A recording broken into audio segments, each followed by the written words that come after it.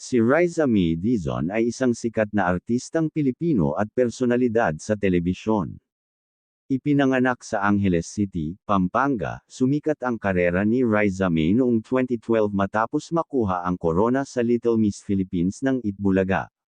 Ang kanyang natural na comedic timing at kagandahan ay mabilis na nakakuha sa kanya ng permanenteng co-hosting spot sa iconic noontime show.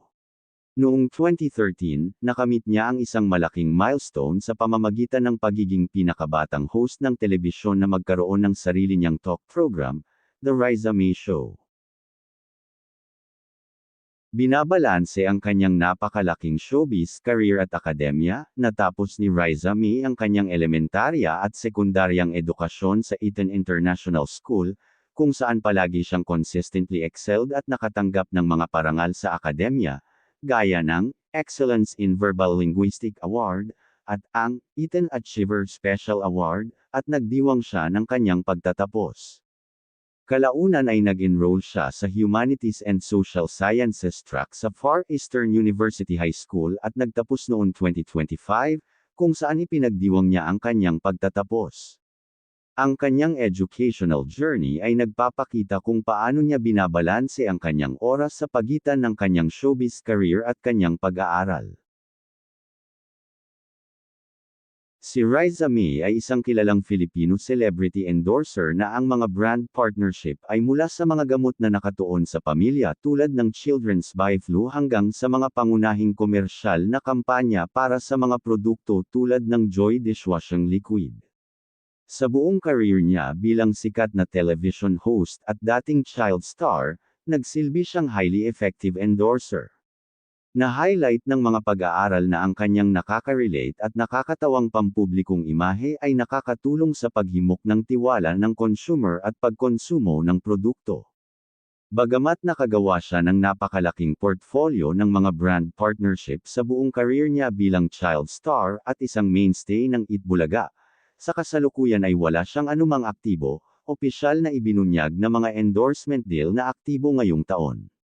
Nananatili ang kanyang pampublikong focus sa kanyang broadcasting career, at sa kanyang mga tungkulin sa pagho-host sa lineup ng Legit the Bark Ads noontime show. Si Riza May ay aktibong co-host sa noontime program na Itbulaga TVJ at nagpapatakbo ng matagumpay na content creation at brand endorsement career na pinamamahalaan ng kanyang ina. Noong nakaraan, saglit niyang ginalugad ang mga potensyal na setup ng gaming at nakipagsapalaran sa real estate sa pamamagitan ng pagbili ng townhouse at mismong tahanan ng isang dating kapitbahay. Siya ay nakipagsapalaran sa ilang negosyo kasama sa kanyang mga kilalang pamumuhunan ng isang rental property, o multiple real estate properties at isang dating binalak na internet cafe, kilala sa kanyang matalinong pamumuhunan. Bukod sa kanyang on-camera work sa noontime shows, kumikilos siya bilang aktibong influencer, namamahala ng mga pakikipagtulungan sa pamamagitan ng kanyang opisyal na Riza May Dizon Facebook page at mga publicist na lalong nakakadagdag sa kanyang mga kinikita. Ipinuhunan ni Riza May ang kanyang kinita mula sa showbiz sa maraming real estate properties. Siya ay nagmamay-ari ng isang 3 palapag na townhouse sa Quezon City at isang 2 palapag na modernong dream home sa Pampanga. Natupad din niya ang isang personal na milestone sa pamamagitan ng pagbili ng bahay ng isang dating kapitbahay na minsan ay minaliit siya. Noong huling bahagi ng 2021, nagsimula siyang magtayo ng 2 palapag na dream home sa kanyang sariling probinsya sa Pampanga, na nagtatampok ng nakamamanghang tanawin ng Mount Arayat. Noong March 2022, nagbigay siya ng 75% na natapos sa pamamagitan ng tour sa bahay. Nagtatampok ang property ng modernong makinis na puti at kulay abo na harapan at itinayo bilang personal na milestone at bunga ng kanyang pagsusumikap sa entertainment industry. Sa loob, ipinagmamalaki nito ang mga family-oriented na espasyo kabilang ang isang malaking kitchen island, isang second-floor living area para sa pag-aaliw ng mga bisita, at mga kwartong may natatanging tema para sa kanyang mga kapatid at miyembro ng pamilya. Bago lumipat sa Pampanga, binili ni Riza May ang isang 200 square meter, 3-story townhouse sa Quezon City bilang isa sa kanyang pangunahing pamumuhunan sa pagkabata.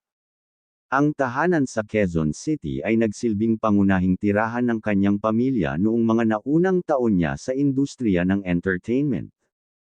Ayon kay Riza May, ang kanyang ina na si Riza ang naghanap at nagdekorasyon ng bahay na ito ng mag-isa.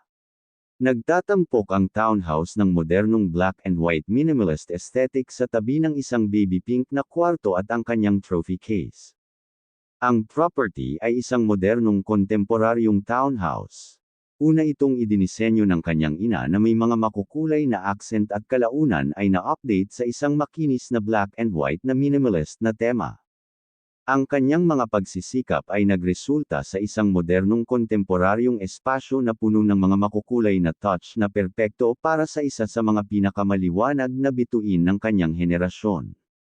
Noong 2026, ibinunyag ni Riza May na ang bahay na binili niya ay orihinal na pagmamay-ari ng isang mayamang kapitbahay na minamaliit siya noong bata pa siya na namumuhay sa kahirapan, kaya ang ari-arian ay isang malakas na simbolo ng kanyang tagumpay. Mayroon din mga ordinaryong mga sasakyan ng actress. Ngunit, bumili ka makailan ng bagong mamahaling sasakyan na puting Toyota Race GCVT. Ipinagmamalaki niyang ibinahagi ang milestone sa kanyang social media bilang isang big girl purchase bago ang kanyang ika-21 kaarawan. Ang presyo ng sasakyan ay nagkakahalaga ng 1 million pesos. Siya ay may tinatayang net worth na $7 million o 431 million pesos. Binuo niya ang kanyang kayamanan sa mga dekada ng pagho-host sa TV, mga blockbuster na pelikula, at kumikitang brand endorsement.